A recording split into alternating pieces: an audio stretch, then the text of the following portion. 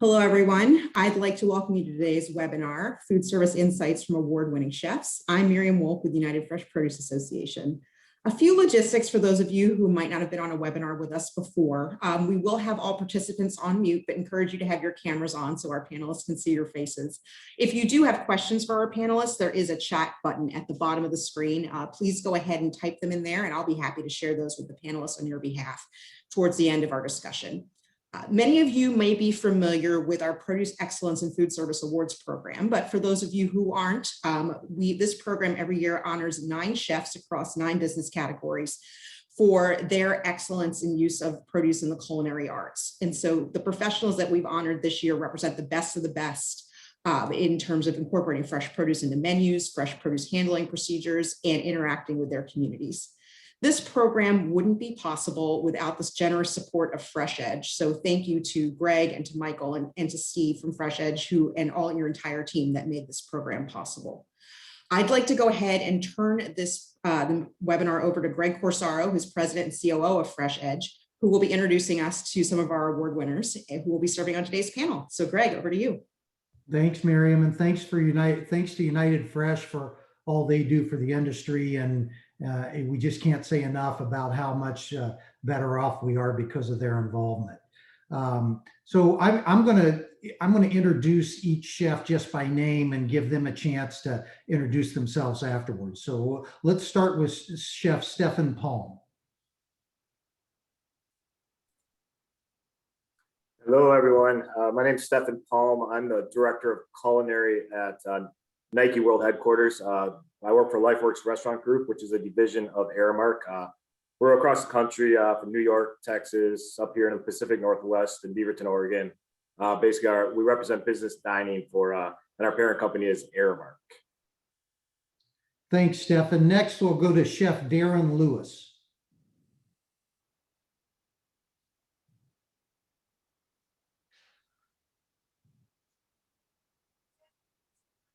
Hey, Darren, you're on mute.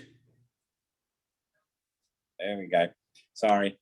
I'm executive chef Darren Lewis. I am working for Quest Food Management Services at UIndy Dining at the University of Indianapolis here in Indiana, in the middle of the country.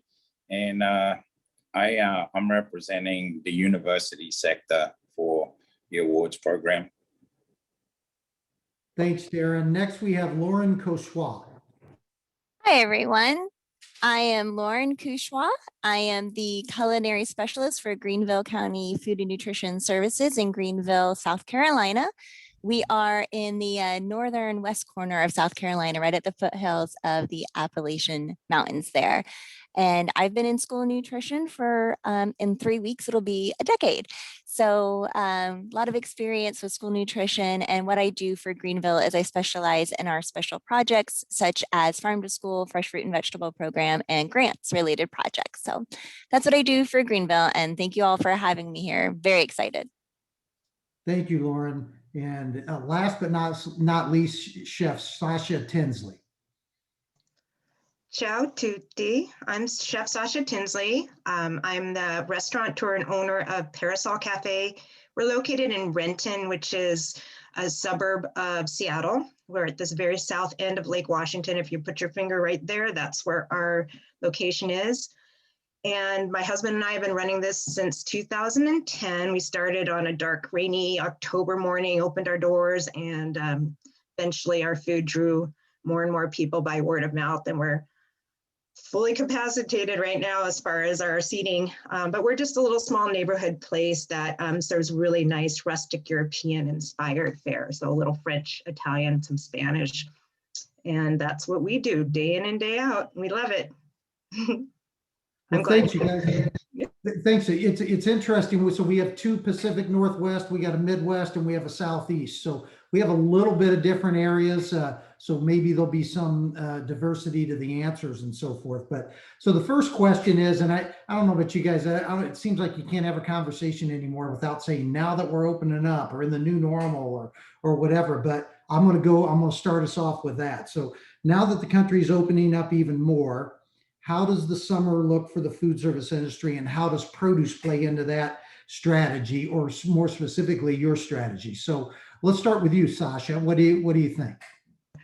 Well, Washington State, if you know about anything about our policies with COVID, it was a little on the conservative side as far as being more careful about opening up. But once they did, it was like the floodgates opened. It's just no joke. It was like one day or like 50%, and the next day it was just like we can't even handle the amount of reservations that we're dealing with right now. And it's great to see people coming back. We've slowly taken off of our masks. Our staff still is a little cautious about wearing them, but it's been great, and it's been challenging because it's like you're starting our business over again.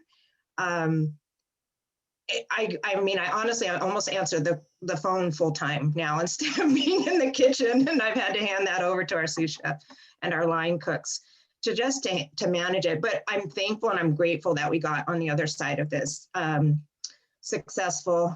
It was really nice to have those grants available that our state offered and that the national government, the federal government offered, because that really did keep us going and keep our employees that stayed with us in a reasonable income bracket without taking too much of a pay cut. So we were really thankful for that.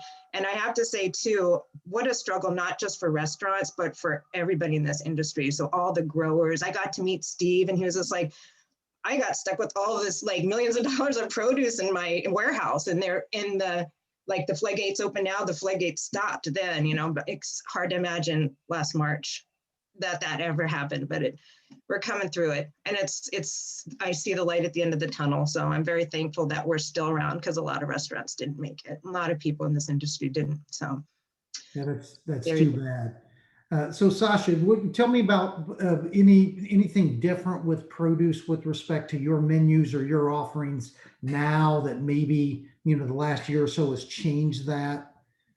Not a ton, except for that I'm just glad that I can put more things on our menu. When we switched to takeout, I really had to kind of think about what travels well, and we really had to just cut back on the things that were serve on our menu if you're sitting down and dining. We're a casual neighborhood restaurant, like I said, but our food is fine dining quality. So it's a lot of hands-on, fresh ingredients, and we had to really think about that as far as the takeout.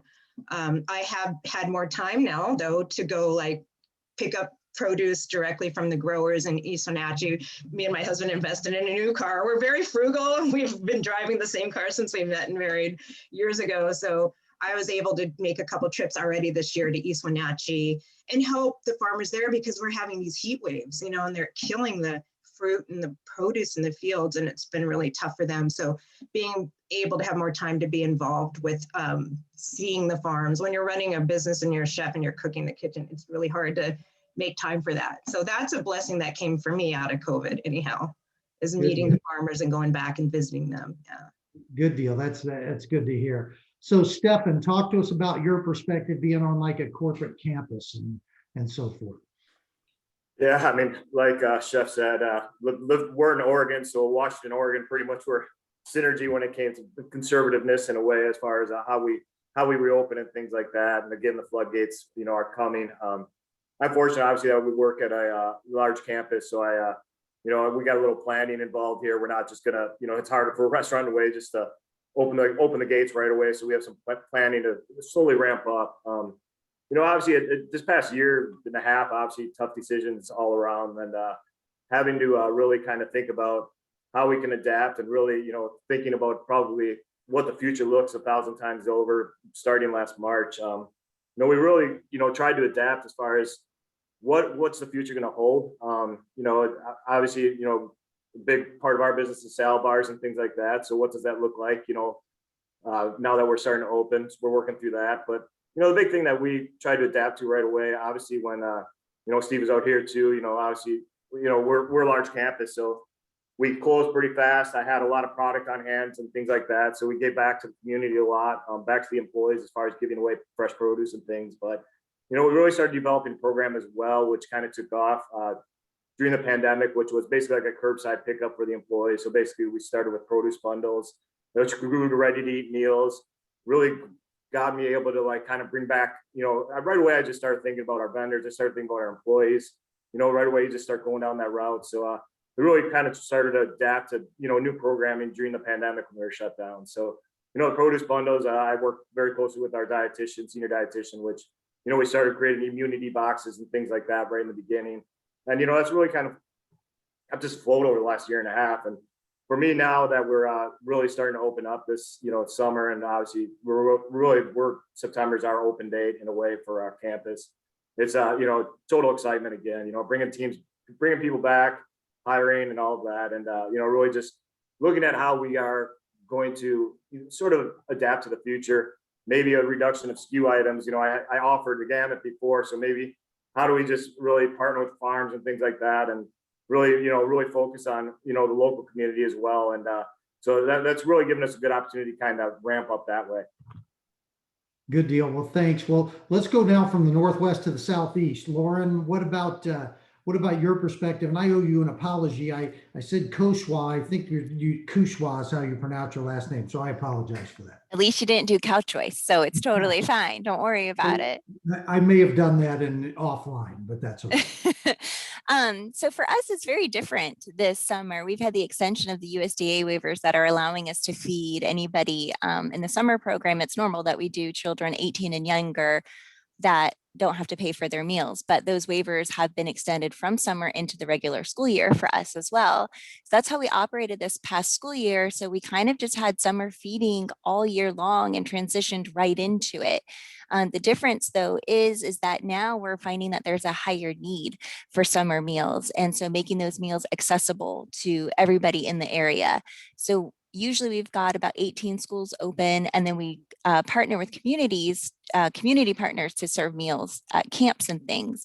Well, this year we're having 78 schools open as feeding sites, and 15 of those schools are open every Monday, early evening, late afternoon time, so that people can come and pick up a whole week's worth of food.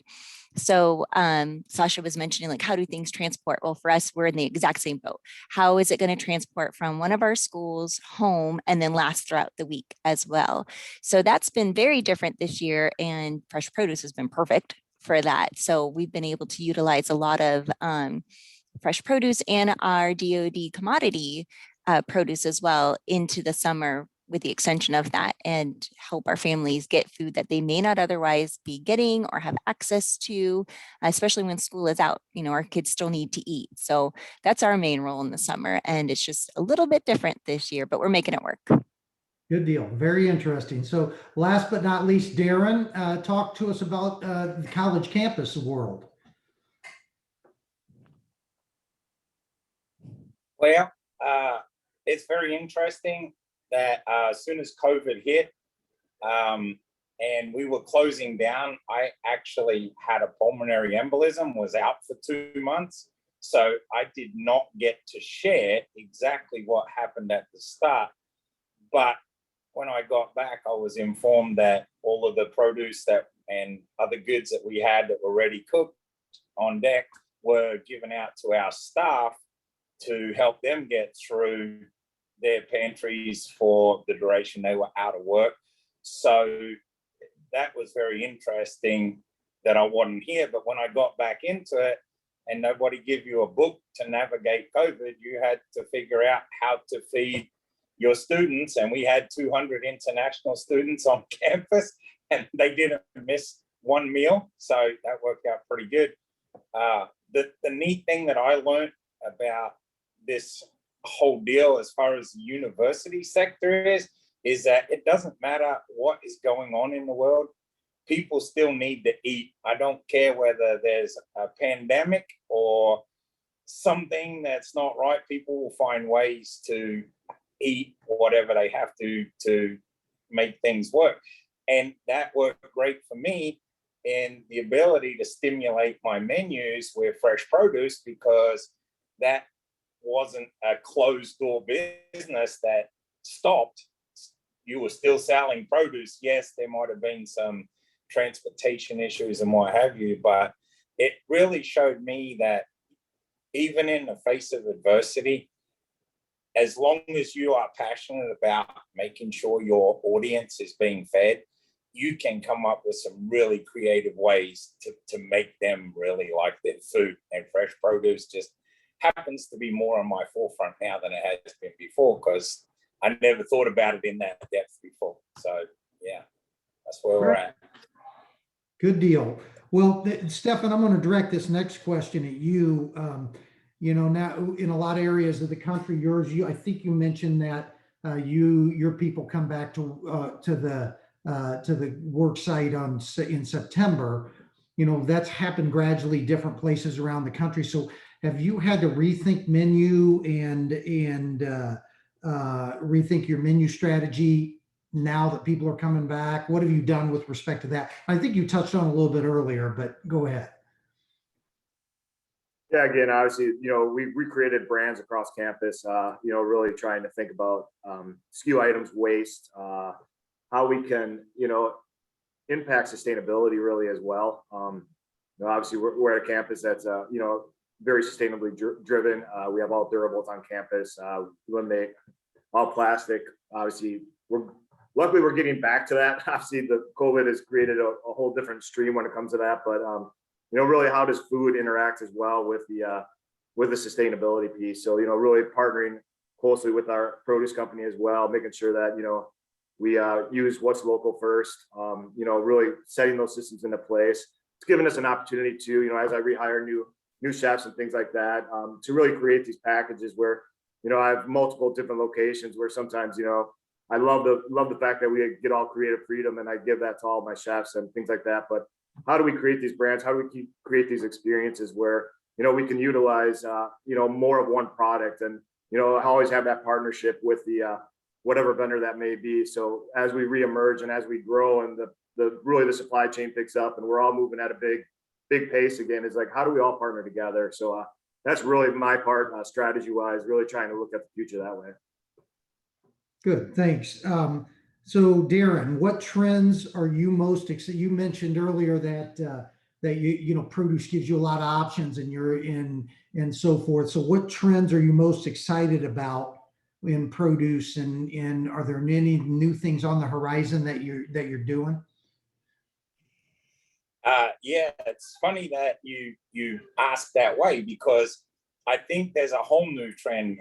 Just a good example that I got to see was we moved our sandwich concept from our retail outlet into the main dining room, because during COVID, everything had to be prepackaged. So we couldn't make fresh sandwiches right there in front of them, and they couldn't take it unless it was in a closed container. So we decided to offer a new station in our retail area for the students instead of sandwiches. So we offered them a barbecue station or a vegan, vegetarian, quinoa bowls, flatbreads, etc. And of course, they chose the healthy option, which I think is due to stimulating their menu with fresh produce, because you can add color, texture, so many different flavors. I was kind of surprised, because the kids here eat meat and potatoes. When they offered to want to do vegetarian and vegan, I had to think about what I was doing. But I see that this change from everyone having to eat packaged food or pre-packaged food has opened their minds to new things. And by substituting different fruits and vegetables into your meat and potatoes menu has allowed for just different flavor profiles and people to be more open to what they're eating rather than the norm, because they went without a lot of things for a period of time. I think that's the biggest thing I can see coming for the student body that I deal with. Yes.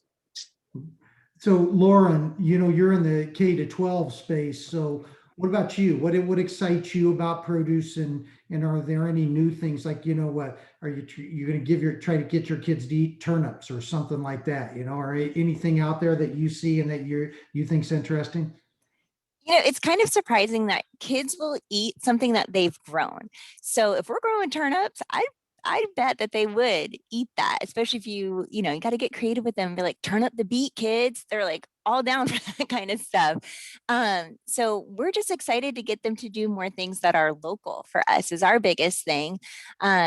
we're really fortunate this year that we're partnering with one of the science centers in our area, and they have a living history farm. So that farm is designed around everything that would be native to South Carolina during colonial times. And they take students out there and you do field trips with them. They even grow indigo to show kids what it's like to dye their clothing. It's really neat. So we're very fortunate that we get to partner with them, and they've got crabapple trees that are who knows how old, but they don't taste great, but they make great apple butter. So that's the kind of stuff that we're really looking forward to, is partnering with that science center and the living history farm there, utilizing produce that's never been utilized from the farm to help feed the public before. It was very much just a learning center. And so now we're going to be able to actually take those items and put them to use, which is always exciting for us. We're doing a whole lot more now too with things that are grown here in the Piedmont area, and anything we can do to teach the kids that when your food just doesn't come from the store. I've been through that with kindergarteners frequently. Like, where does hamburgers come from? Like, oh, McDonald's. I'm like, okay, no. Where do you think the beef comes from? Like, the store. Like, well, where do you think the store gets it? From the back. And we're like, okay, guys, like, they just have no concept that, these things grow and the amount of effort that goes into them. And so even just starting with a simple tomato plant, for them is always fascinating. And those are the things that COVID kind of prevented us from doing, where we couldn't do a lot of group projects before. Kids were masked up, they were separated. We lost a third of our population to virtual learning. So that was a lot of students that were still within our school system, but weren't in our buildings with us. So we're looking forward to be able to getting back and doing those projects with them and teaching them about their food and where it comes from. Because I can tell you, I've got a daughter and I'm like, here, eat this tomato. She's like, oh, I don't think so. But I'm like, oh, let's go pick a tomato you grew. She's like, yeah, that's candy. That's great. I'll eat that. So we're looking forward to doing more hands-on activities with the kids and getting them to understand where their food comes from and how much fun it is to grow it and to eat it.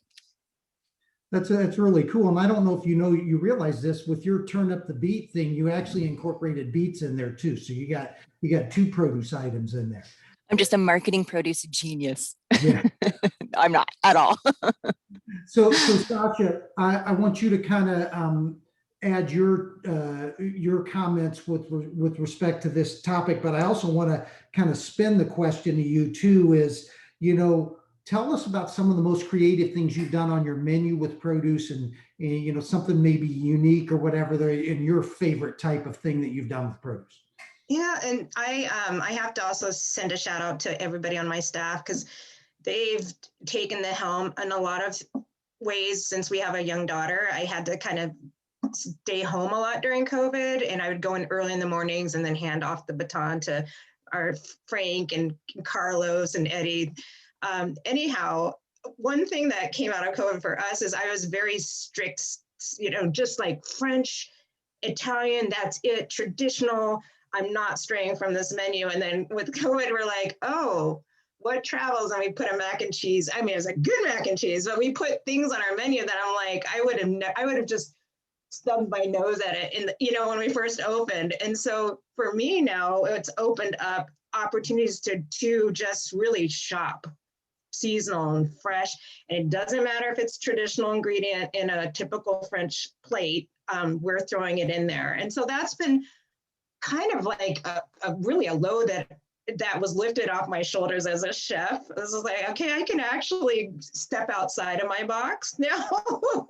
And the restaurant's still successful. I always thought, well, if I do something else, like throw a little, chilies in there or something, that's not typical. But so that was the main thing that I came out on the other side with, is just that we could open ourselves up to more ingredients. So then the world's the limit, it's just like whatever's here local.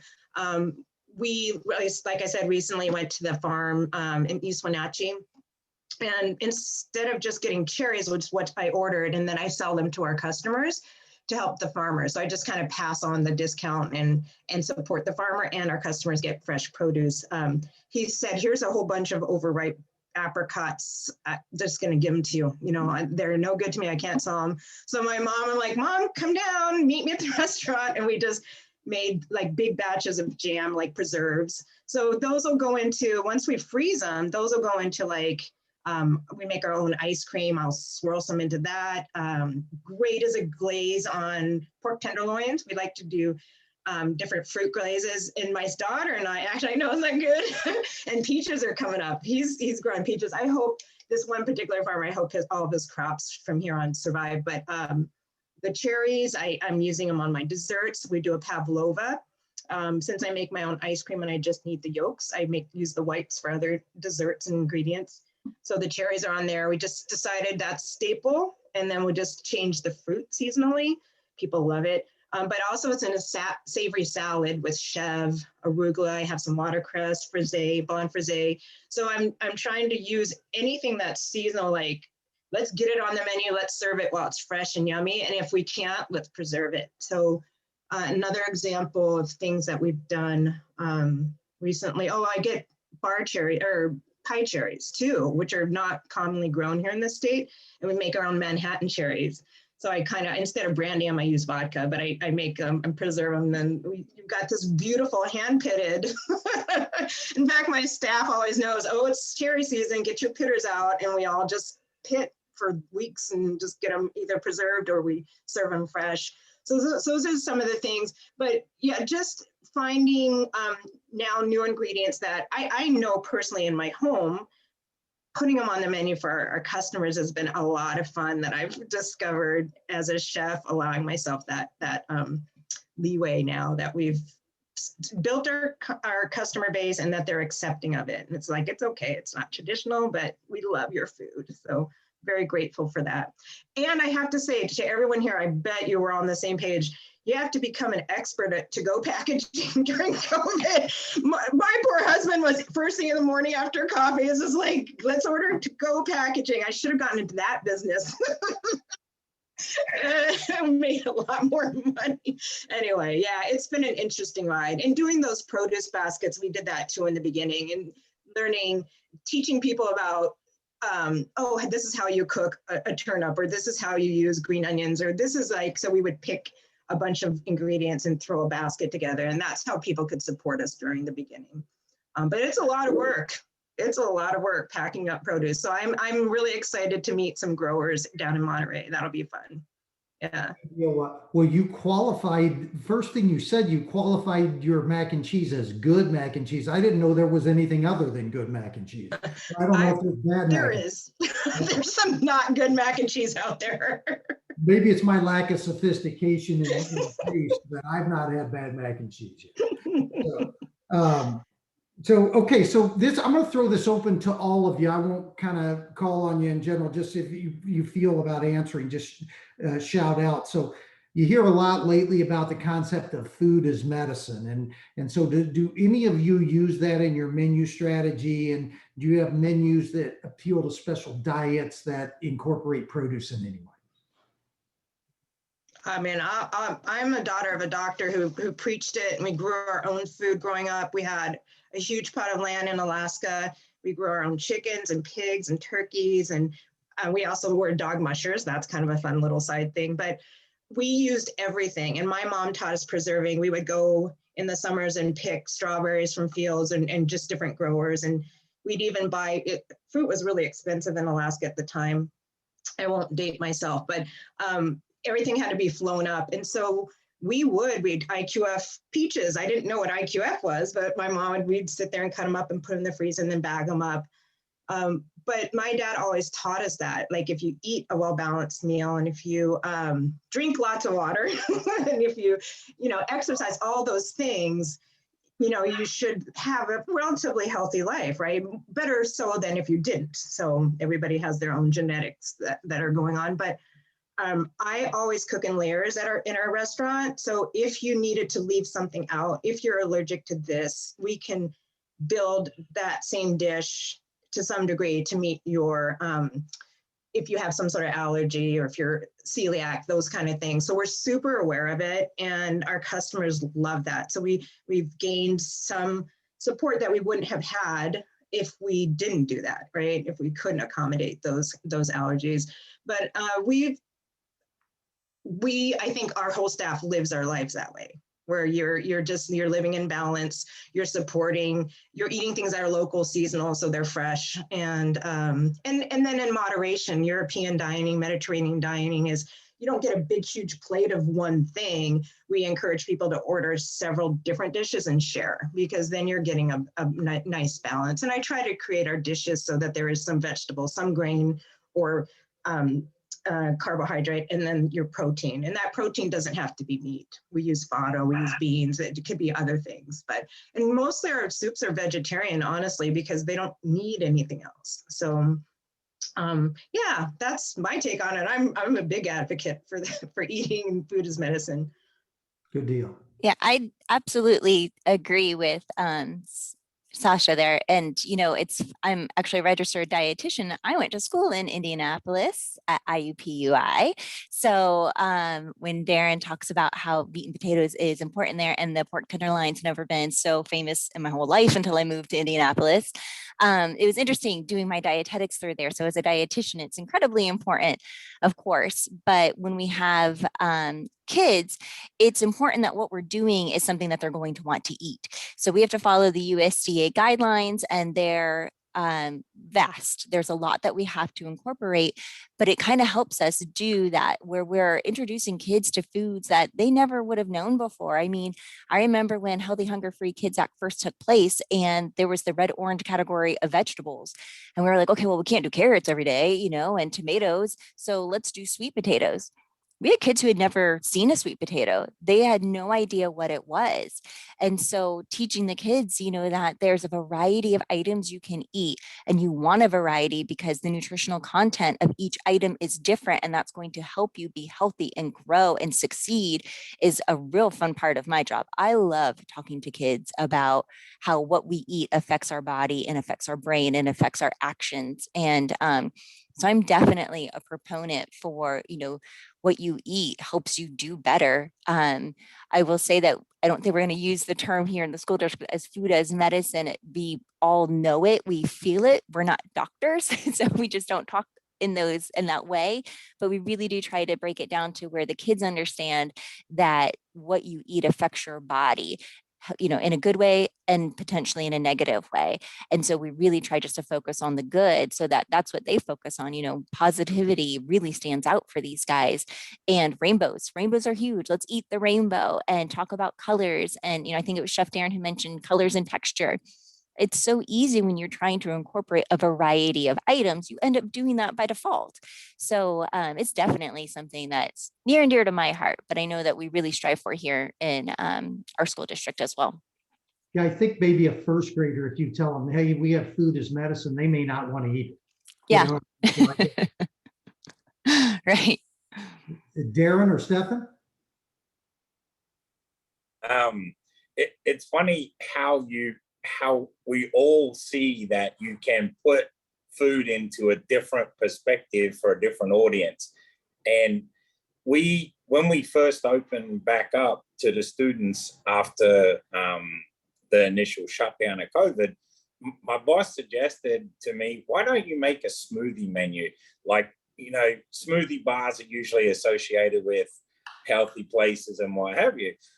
I didn't know whether the students would look at that. And then I thought about it. If you understand some of the, what do you call it, the alternative medicines, like using celery to do this, or what, I can't just think off the top of my head. But when I developed that menu, I realized that my students eat so many bananas in different ways. That's got to be good for you. It's a source of potassium and what have you. I'm not a dietitian, so I do understand nutritional values. But when I made the smoothies, I put all the different fruits, I put several different vegetables and what have you. And to stimulate that into the student's mind as that it was good for you, was I did chef demos using the ingredients. Like I did a crepe chef demo for them. And I realized that they like bananas. So instead of doing something that I learned in fine dining catering before I got into this realm, I did sauteed bananas with chocolate syrup and wrapped them in the crepes. And I couldn't keep up with them. So that helped me this semester. I put crepes in our action station, so the kids are going to get to eat bananas. I put celery in their green smoothie. So just sneaking things in at different levels and different places in your menu, I think even though it's not deemed as medicine, I think that you can help your students, what do you say, unrecognizing.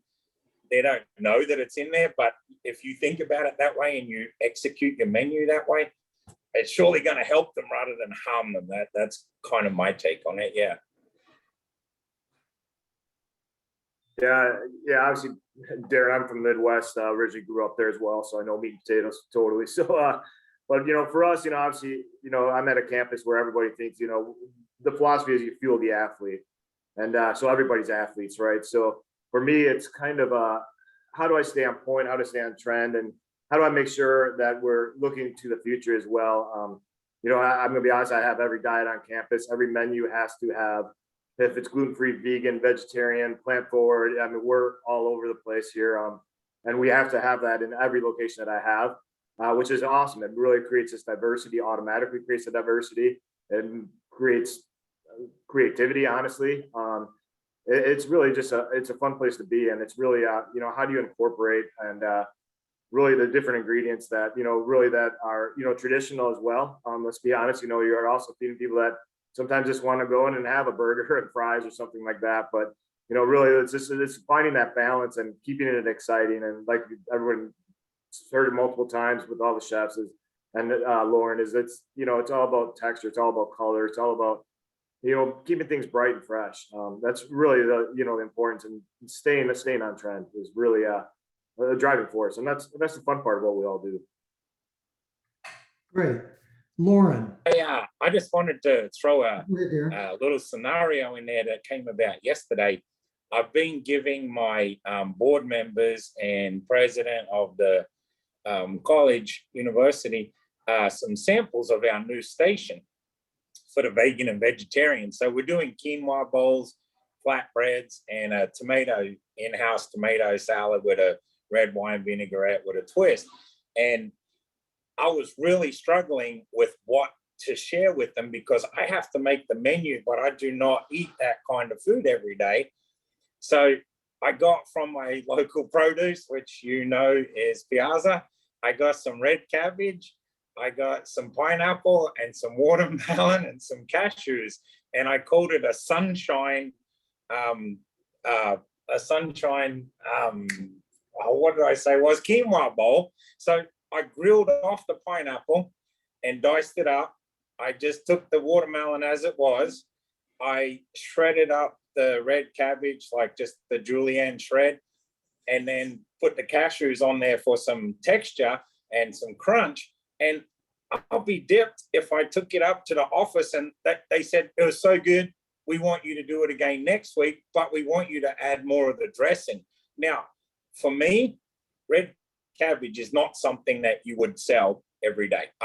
It doesn't matter where you are. So it just shows me that putting those colors and the different variations, even though in your mind it's not something that you might have thought of, but when I put it all together and tasted it, I was like, these guys are going to go nuts over it. And their reaction proved that not what I think is right, it's what goes in your mouth. So yeah, red cabbage, yeah, okay. And I would say to that, man, if you do all the work, I'll eat quinoa salad bowls all day long. If you cut everything up and mix it, and I'm there. But yeah, it's a lot of work. I mean, produce is just, that's maybe what intimidates some people. Is this like, man, you got me chopping all day long just to have one meal? But that sounds really good to me, right? We've got our chopping arms, our Popeye arms. Anyhow. So Sasha, it's interesting that you said exactly what you said, because my next question is, what challenges do you have when it comes to preparing, storing, and handling produce? And how can your produce partners, your distributors or your farmers help you with that? So since you started it, you can. Well, first of all, having a staff that is talented and willing to do the work is awesome. We're fortunate enough, we're not that big, we have 50 seats. So we actually get deliveries twice a week and we turn stuff over really pretty regularly. I would say the biggest challenge is just how does the produce come in. I feel for the farmers, like if they've had like a really rainy season, we have romaine is one of our staple ingredients in our house salad. So I have to order that year round, usually out of California is where it's coming from. But you know, when they get hit with rain at the wrong time and it comes in rusty and you're like, it's perfectly edible, but what the customer sees and you're charging $10 for our house salad is just like, oh man, that's tough. So it's more of just, for me, more challenges of how does it come in. Of course, during COVID or during times when we weren't as busy, then you're like, oh, how are we going to get through one case of something? I mean, we're that small that, you know, maybe a case will last us a whole week. So, and since I do a lot of preserving, that's what we'll just be like, hey, we're not going to get through this. Let's cut up this rhubarb and just get it in the freezer and we'll figure out what we're going to do with it later. Technique is huge. You know, you can put almost anything into a soup. you can, we do a lot of braising because we don't have a traditional kitchen. We actually don't cook with gas. We have all electric. So we use induction burners and a pizza grill just because of the nature of the building that we're in.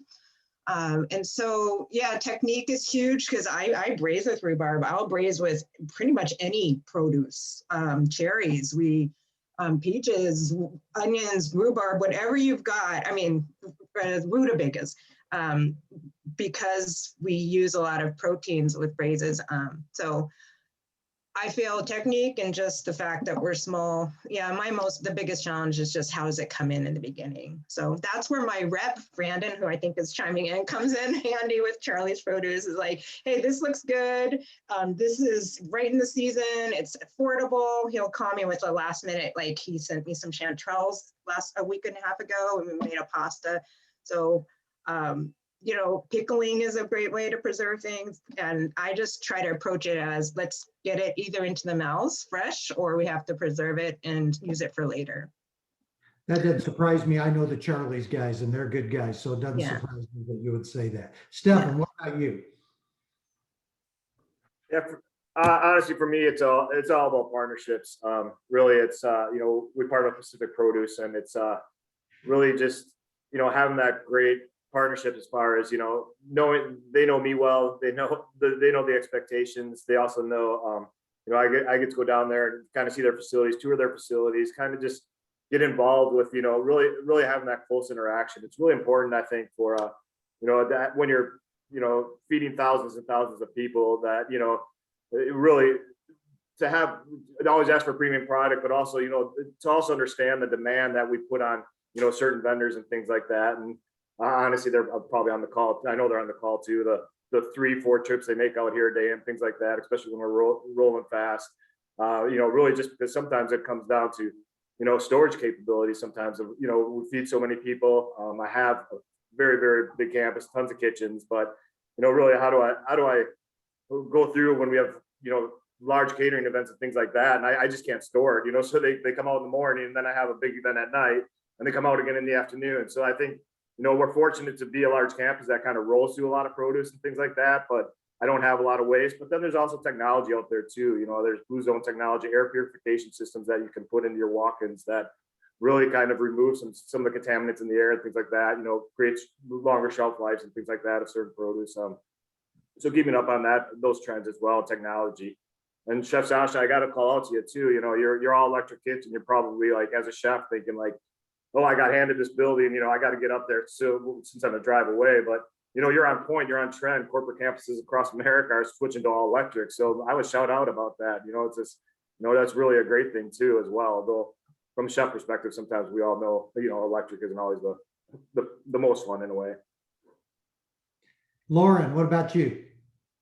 I mean, these guys are hitting it for same all around. The biggest thing for us is communication. Our produce partners have got to communicate with us because it's like what we tell our students too. You know, I had once had the student tell me about a stone fruit with a bug living inside where the seed was. And I was like, very cool. And they're like, no, it's gross. He's like, no, that's what happens. You know, this stuff isn't grown in a lab, guys. It's grown outside. And so produce can be really volatile and weather patterns can really affect everything. I mean, I know you guys are dealing out with the heat out west right now, and we just had Hurricane Elsa come through over here. So we've got flooding in certain areas, we've got drought in others, and trying to utilize produce when it's good quality, you could plan ahead and then something happens, you had, you know, no idea was going to happen to it. And then the farm lost its crop. And so for us, like I mentioned before, we're following the USDA guidelines. We have subcategories of vegetables we have to serve every week, and every day there's something different.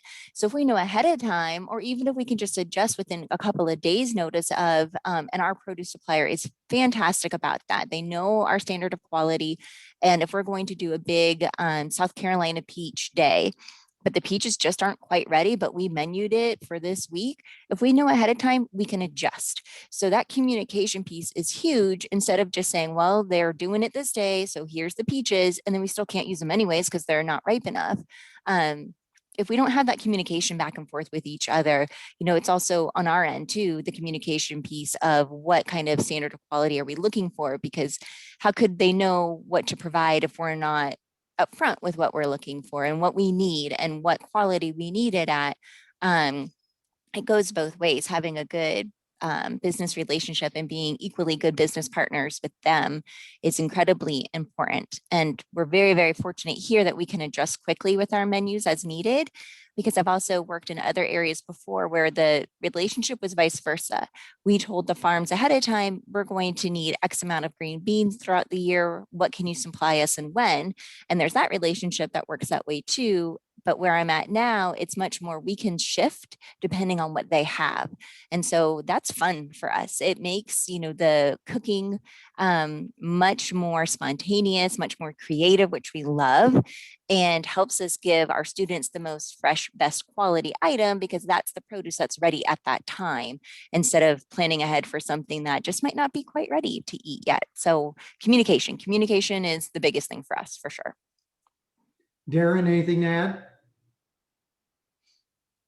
Yeah, I think communication is huge. I think having a good rep that you get your produce from really helps. And if you have somebody, my guy's been in the business, you know who I'm talking about, for 40 years, he will always share what his knowledge is. I guess I was a little hesitant when I first got into the chefing business, because the culinary instructors told you to not trust your vendors because they'll try and rip you off. I was like, okay, I understand that, whatever you say, but I've come to trust my provider for my produce because I don't think about it any other way.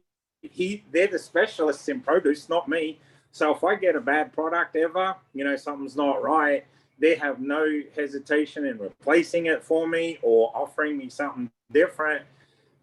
But I've also learned that my students don't like everything. So don't force them to eat that. So stay with things that are easy, like green beans, carrots, Brussels sprouts with bacon.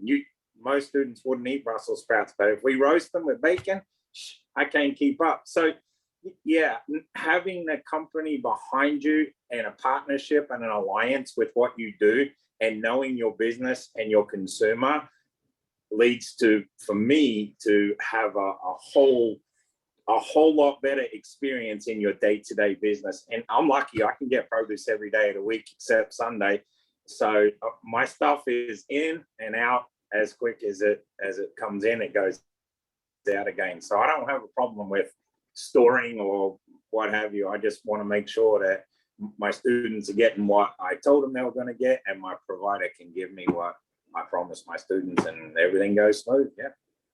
Good deal. Well, so I want to save some time for some questions in case we have any. So I'm going to fire one more thing at you, and this is going to be kind of rapid fire answer. Okay. So we can't get off this call without talking about the labor situation that we're dealing with right now. So just kind of talk to me about some of the things you've done, you know, signing bonuses, wages, reducing seating, so forth. And Stefan, I'm going to start with you. You have a campus that's not really open right now, or to some degree, but I'm going to start with you. What are some of the things, if any, that you've done to deal with this labor deal?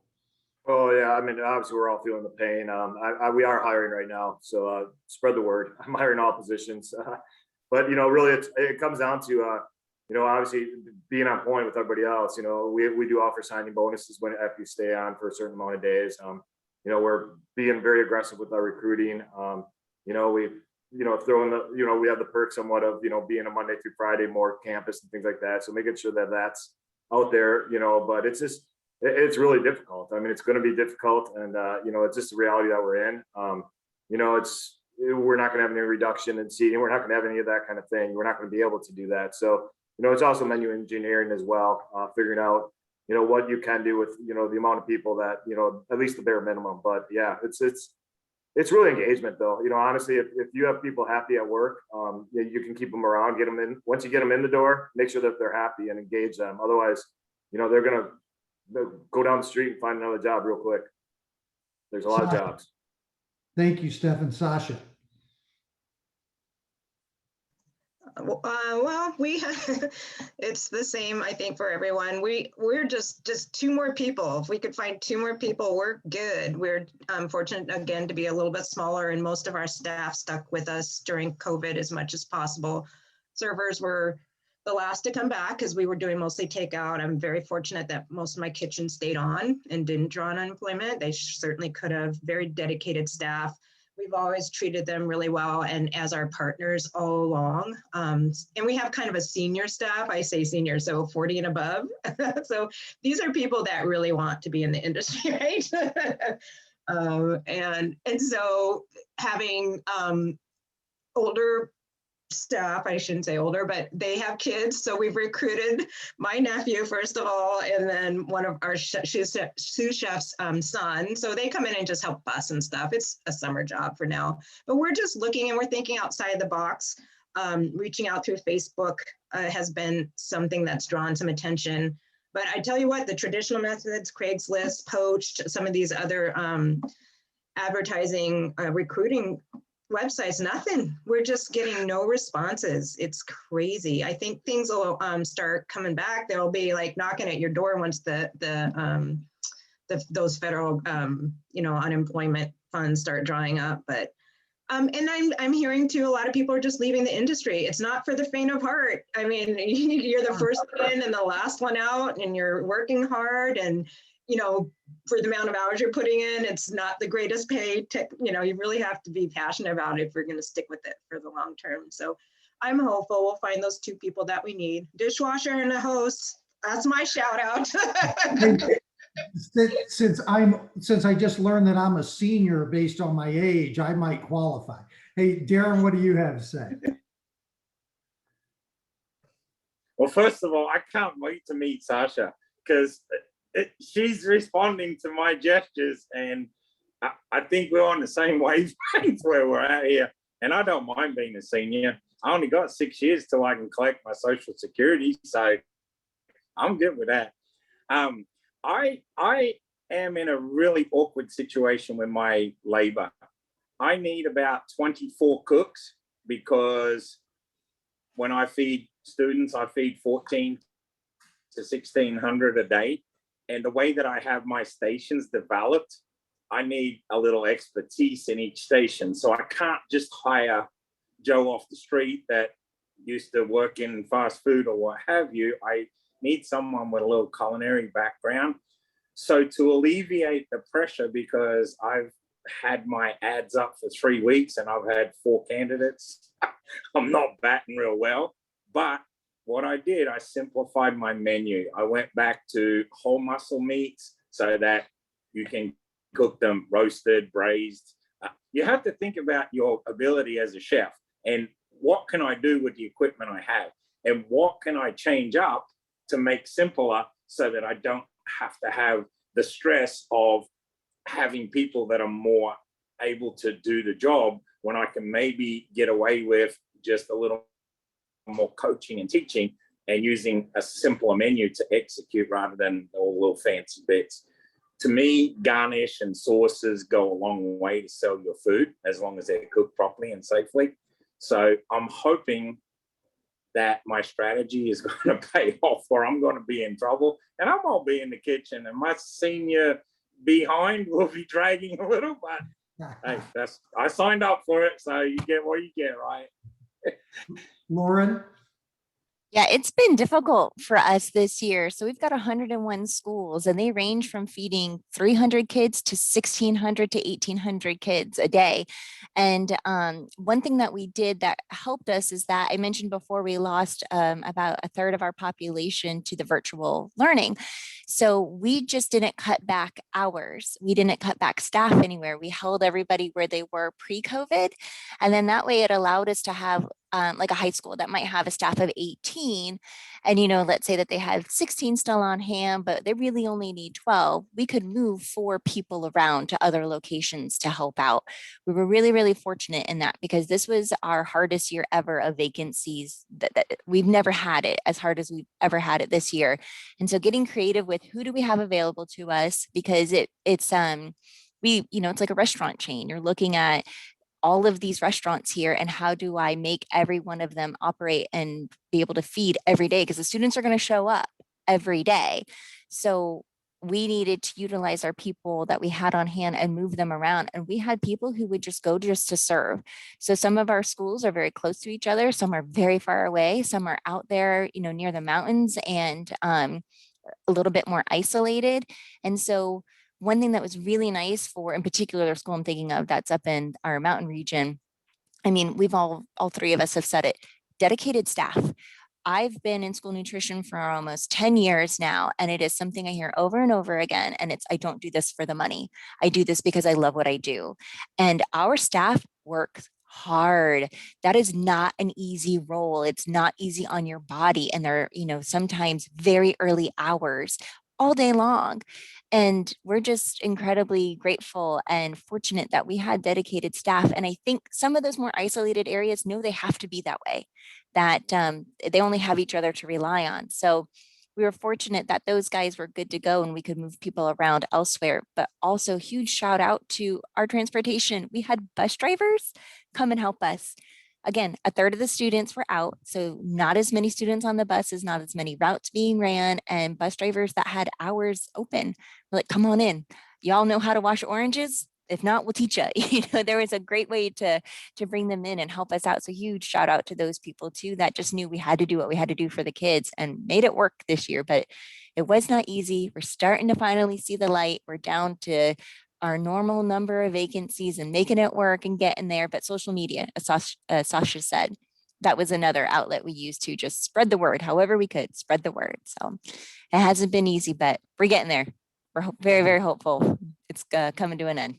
Well, good deal. Well, hey, listen, I'm going to turn this over to Miriam to see if there's any questions for the group, but I thank you guys a lot for your responsiveness and the conversation. I could go on for another hour, but Miriam.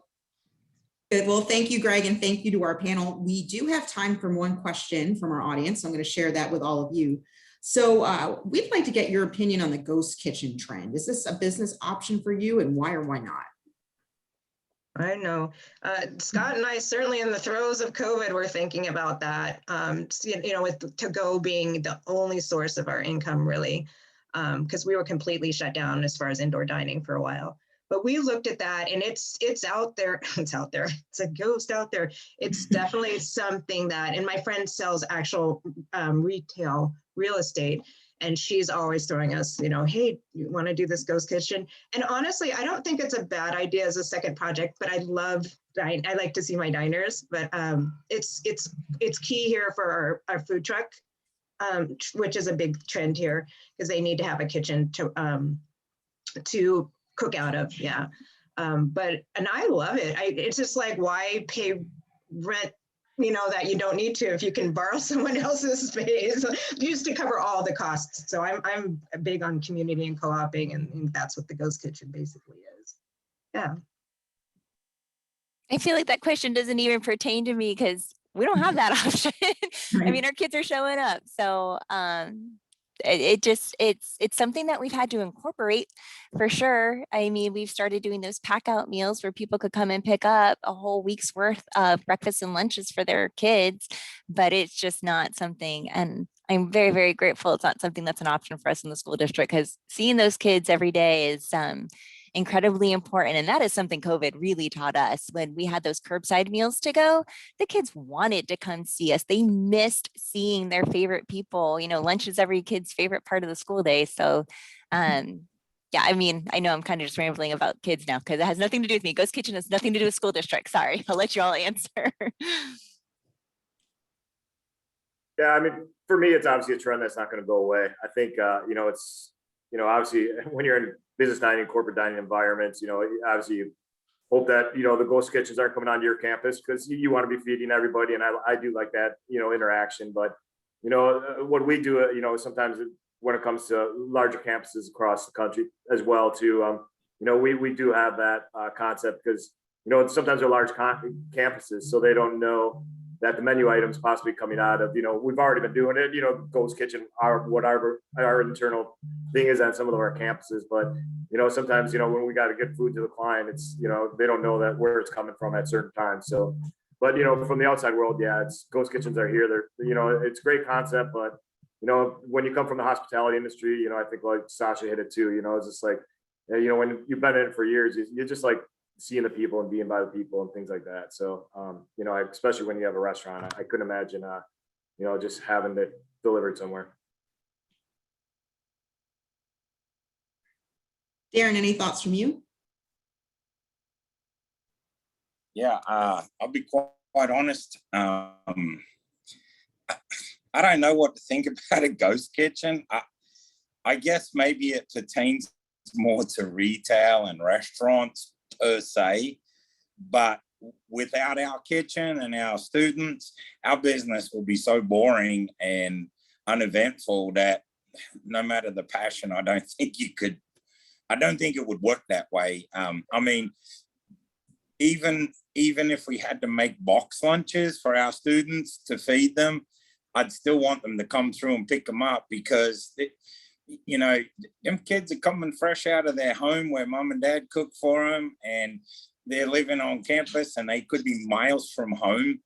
I think that personal touch and the face to a name and a face to a position, I don't know. I guess until I was involved in it, I might see it different, but I can't really fathom how that would work so well. Yeah. Thank you. That's actually a great segue to wrap up our panel. So thank you to our panelists, our award winners. Congratulations. Thank you, Greg, for leading us through this conversation. And of course, thank you again to Fresh Edge for your generous sponsorship of the awards program. I think all the chefs talked about how important it is to be able to see people in person. And the good news is we are going to be able to see our award winners in person in Monterey next week. They will be in attendance at the PMA Food Service Conference along with some of our 2020 winners. So it's exciting. I know we all enjoy these virtual programs. I'm really grateful to have the opportunity to connect virtually, but and we get to see our virtual pets as well and virtual kids, which we haven't been able to do at these in-person conferences. But it's going to be terrific to be in person with everyone in Monterey to celebrate our winners. They'll be featured at the PMA Food Service General Session on Thursday morning. If you are planning to attend, please look for them so you can meet them in person. And if you haven't already registered, the good news is that United Fresh members do have access to PMA member rates for that conference. So just drop me a line if you need information on how to register. And if you're thinking about a chef or a culinary professional in your life that you'd like to nominate for the awards program in 2022, we're expecting to open up the nomination period this fall. So again, thank you everyone for joining us. Thank you and congratulations to our chefs and culinary professionals that are among our award winners. And thank you to Fresh Edge. Have a great afternoon. Thanks.